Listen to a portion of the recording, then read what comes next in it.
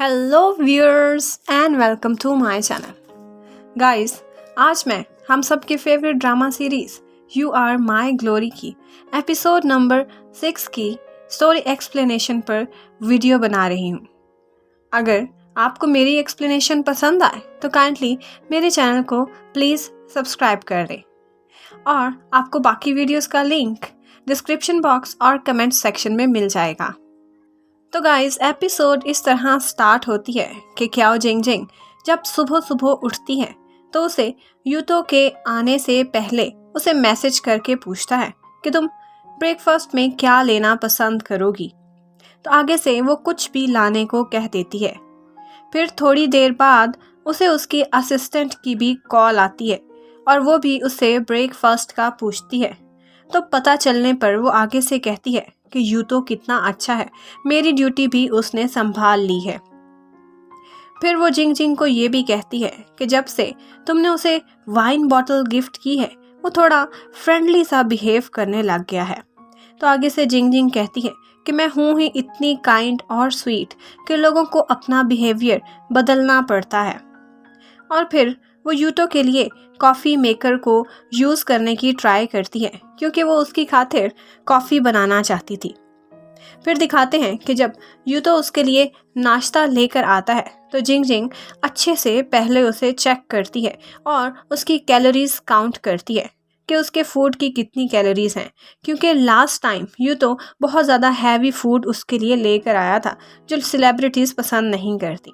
लेकिन फिर वो खुश होती है कि यूतो बहुत ही जल्दी सीख गया है कि सेलिब्रिटीज़ के लिए क्या डाइट प्लान होता है। फिर वो यूतो को बताती है कि उसने उसके लिए कॉफ़ी बनाई है। जब यूतो वो कॉफ़ी पीने लगता है तो वो कहती है कि तुमने देखा नहीं, मैंने फोम से इस पर कुछ ड्रॉ भी किया है। तो वो आगे से कहता है कि मुझे शेप की समझ तो नहीं आ रही लेकिन आई अप्रिशिएट इट। तो वो एकदम से कॉफ़ी पीने से उसे रोक देती है और गुस्सा करने लगती है कि तुम्हें समझ क्यों नहीं आ रही, मैंने इस पर एक रैबिट बनाया है। एक्चुअली गेमिंग में यूतो का नाम जेड रैबिट था, इसीलिए उसने एक रैबिट ड्रॉ किया था उसकी कॉफ़ी पर। यूतो आगे से उसे साफ कह देता है कि तुम में आर्टिस्टिक क्वालिटीज़ की काफ़ी ज़्यादा कमी है।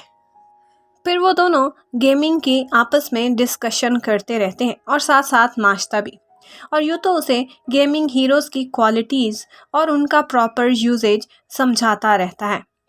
फिर वो दोनों गेमिंग की प्रैक्टिस स्टार्ट कर देते हैं और इस दौरान यूतो इनडायरेक्टली उसकी गलतियों पर तंज करता है। तो जिंग जिंग माइंड कर जाती है और उसका गुस्सा देखकर आगे से यूतो हंसने लग जाता है। यूतो उसके काफ़ी टफ ट्रेनिंग कराया करता था।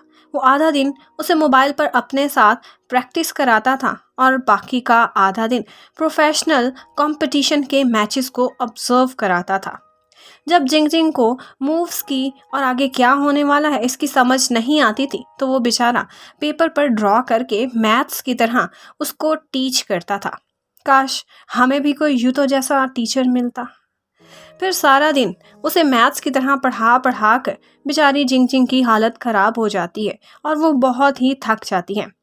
और जब यूतो जाने से पहले उसे होमवर्क भी दे कर जाता है तो वो बेचारी आगे से कह देती है कि आई हेट यू, तुम एक मर्सीलेस टीचर हो।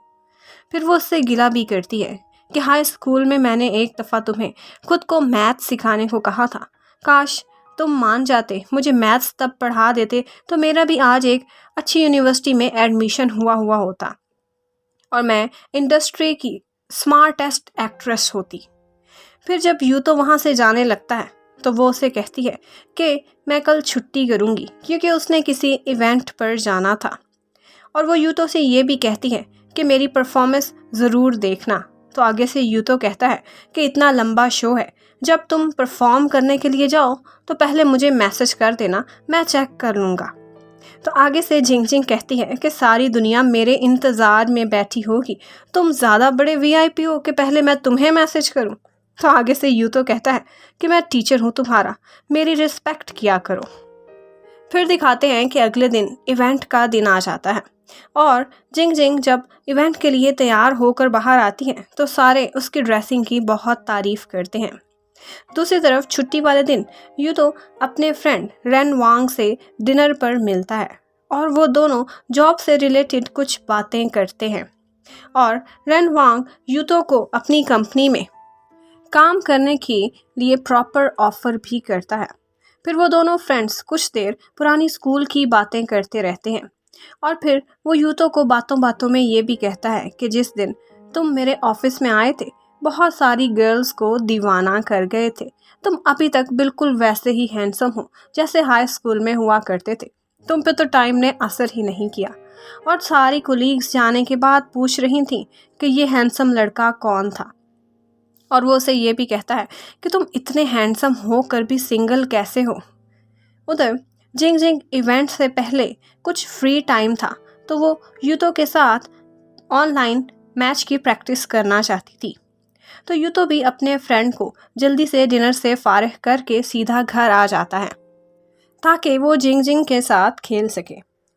ऑनलाइन उनकी एक अपोनेंट से मुकाबला होता है और वो अपोनेंट में एक कपल होता है और वो लोग समझते हैं कि उनके अपोनेंट यानी कि यूतो और जिंग जिंग भी कपल हैं और जिंग जिंग भी उनके सामने यूतो को अपना बॉयफ्रेंड ही कह देती है और यूतो को ये बात बिल्कुल भी बुरी नहीं लगती।